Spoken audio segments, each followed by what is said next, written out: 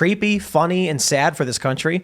The Stormy Daniels testimony, so lurid it almost derailed Trump's trial. How porn stars' lively claims about spanking, condoms, STDs, and the missionary position sparked a slew of objections before the judge called her difficult to control. Well, here we are. We've jumped the shark. It was bad enough when it went from there's strife in this country and a conflict between political factions into one political faction is trying to put the other political faction in prison. And now, in the effort to put the former president, who is currently the front runner, in prison, a porn star got on trial and started talking about spanking, condoms, STDs, and the missionary position. This is the sad direction the United States has gone. And I assure you, if you went to the founding fathers and said this is where we would be in 250 years, they'd probably throw up on the floor.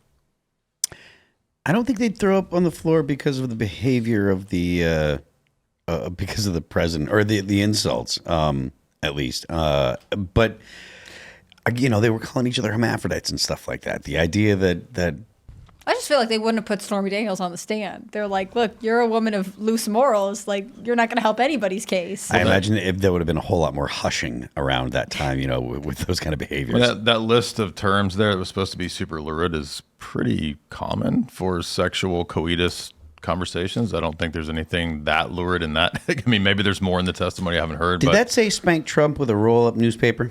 Where? Scroll up a little bit. Oh, yeah, it does. How she spanked Trump with a rolled-up magazine. She said she, like, compared Naughty his pajamas. Donald. Naughty, naughty. I don't believe it, to be completely honest. Yes, that's crazy. Weren't some people claiming that this was like an extortion scheme? That she basically knew she could make this claim, she could make up whatever she wanted, and Trump would be forced to pay. Of course, Trump spanked her with the rolled-up No. magazine. So you're I on don't Trump's believe side, any of it. I see. I don't believe any of it. Part of it is that this had been a rumor for a little while. Like, E! News had reported on it, whatever else. Like, and then right at the last moment, she was like, yes, there's actually a story. And she has since both recanted, been like, no, that wasn't true, and then been like, no, just kidding, it was true. Like, so I just don't think she has a good history here. Are you saying that you don't believe they had sex? Is that what you guys are Yeah, I don't saying? even believe that. Really? Yeah. I buy that. I do. I don't. What's the evidence they did? I don't. There's no evidence. I just think that, you know, Well, Donald Trump likes Then I defer towards blonde chicks. There's not even a preponderance of evidence that Trump did. This is my opinion is not based on any evidence at all, except for other Right. than Donald Trump likes chicks. That's You it. just think In he's which a case- playboy. Right. I think if you were to claim like they were seen together and leaving together and got in a car together, the car pulled up somewhere, they went into a room, like they walked in the hotel together. It's like, oh, sounds like that might have happened. But in this instance, I don't even know if there's any evidence that they actually were alone together. There's like a picture of them. It's the same thing with the woman 30 years ago who's like Trump manifested at the Bergdorf. I thought that I didn't think that Eugene Trump Carroll? denied being with He Stormy did deny her. Daniels. He With did Stormy deny. She Daniels? owes him Okay. hundreds of thousands of dollars over all this stuff. I thought the denial was about paying. I didn't think the denial was about having sex, being together. Or having No, sex he's together. always denied it. Okay, He's always said fair it enough, wasn't fair true at enough. all. Yeah, they're just rolling out, I think, every salacious possible thing that will just hit headlines. It's not even about whether it's true or not. I mean, the Steele dossier was all fake. That was all made up. Yeah. And it was only to be, you know, salacious, and it involved, you know, urine. Oh, whoa, you know. So I think this is just another example of that. And from what I know about this testimony, towards the end, they, you know, his attorneys were like, this doesn't have anything to do with anything. We deserve a mistrial. Judge said no. But also, ultimately, Stormy Daniels they were like, so you got these payments from Michael Cohen? And she was like, yes. And they were like, did you know, did Donald Trump have anything to do with it? She's like, I assume he did. Like, she can't even say definitively that Trump was the one okaying this money. Like, no one can say anything. This is what I hate about this case, which is the prosecution can walk it all the way to Michael Cohen, but they cannot definitively link Trump. But they're still but election interference. But even if they do link him, there's still no crime. Yeah. It doesn't seem bad, especially since this, like, catch and kill, like, don't let the story out. Not it crime. had been a rumor for a long time. Like, Not a crime. You know, I don't think it's that big of a deal. What I heard today, I think it was MSNBC, was like, well, the Trump campaign thought that his campaign could not withstand another sex scandal in the wake of the states. Right. Like, I don't think you understand the Trump campaign. Right. How dare you? How dare you? It makes me think about the, you know, absurdities of the news stories with Bill Clinton, right? Which there's actually really stuff going on there, right? But the left, they don't care, right? But here, no, and by the way, the left will defend the most outrageous forms of degeneracy, shall we say. That's all okay. But if somebody might have done something with a woman, which we don't even know, who is of loose morals. That's now like the giant. So it's basically nothing to do with what's consistent. It's all power plays. It's all oppression. I think it is patently absurd to accuse Trump of such a thing. As we know, he is a strong religious family man who would never do anything untoward. Never. To any of his 3 wives.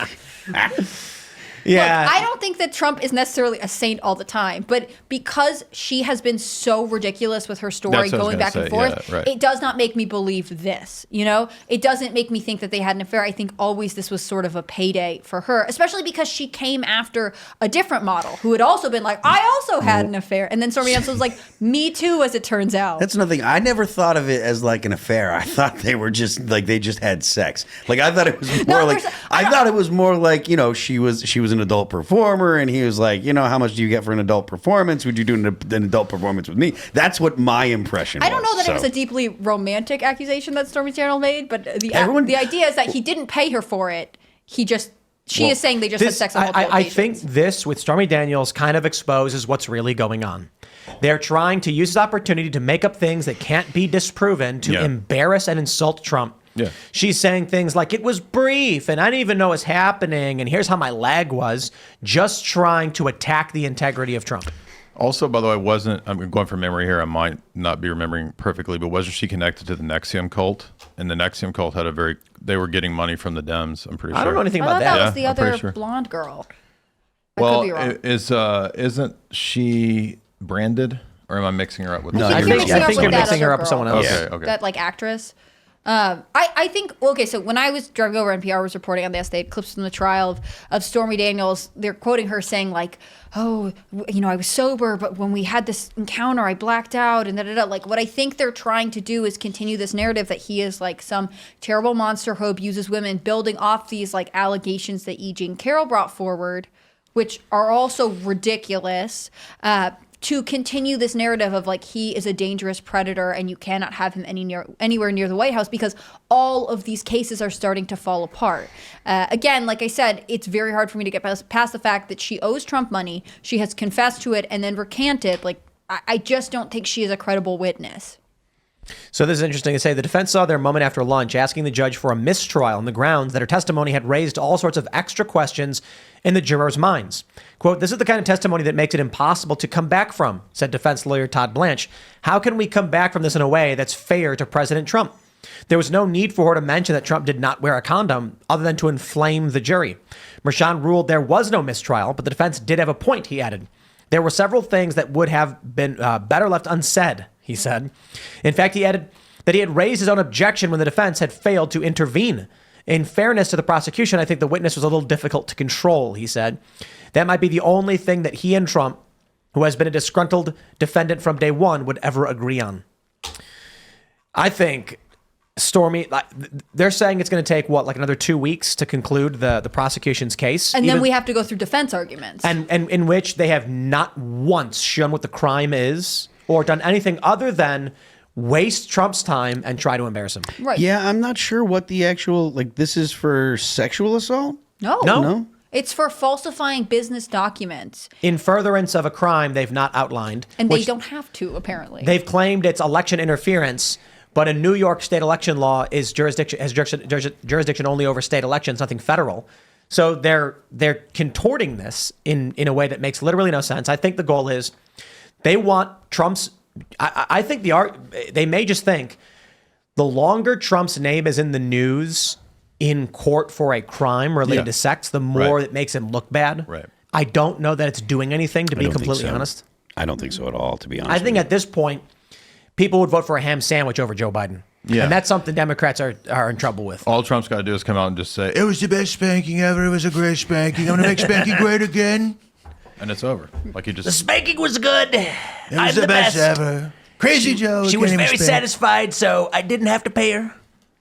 I mean, look, I honestly think people would still vote for Trump. He has such a serious base.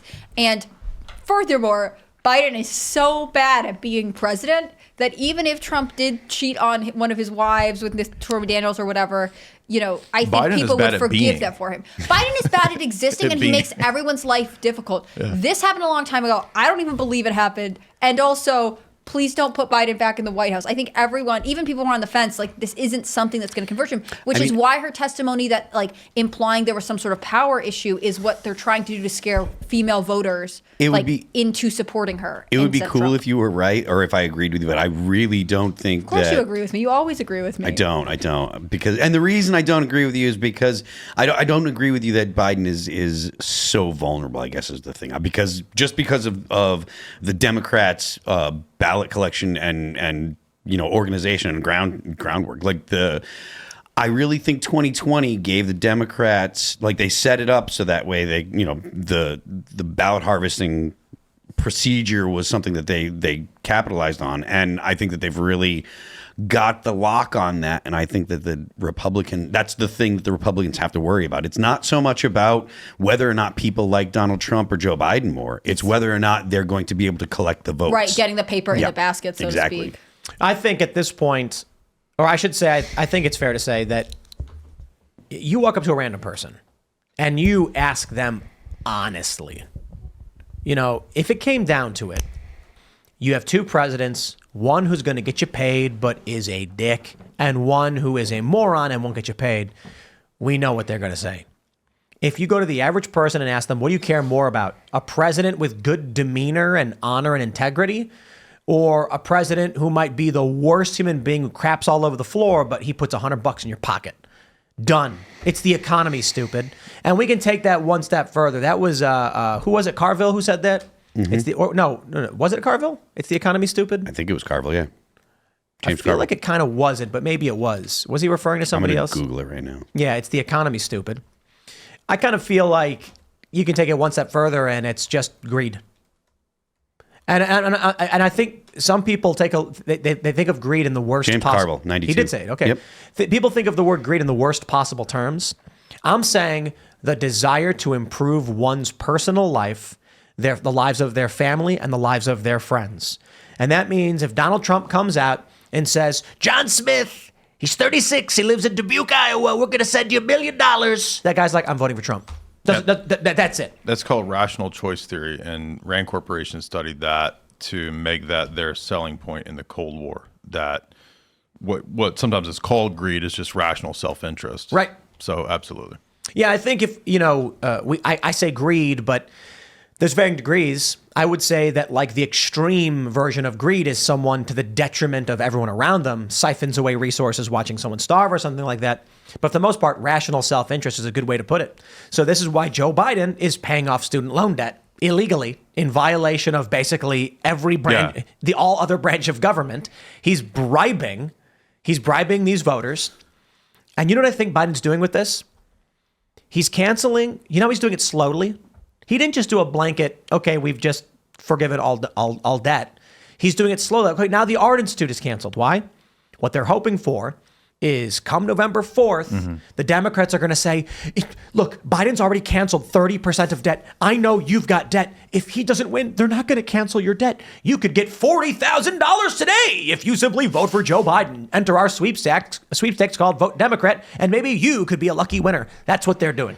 It's a version of a chicken in every pot from like FDR period. Yeah, chicken in every pot. Yep. But Biden's student loan forgiveness has been held up in court for a long time. I mean, it's not like he's just like, no more loans, bye guys. It's a huge bureaucratic issue. A lot of people object, a lot of states object to how it's being rolled out. So he is getting the headlines, oh, I forgave your student loans. But the reality is that it's not as widespread as the Biden administration would like it to be.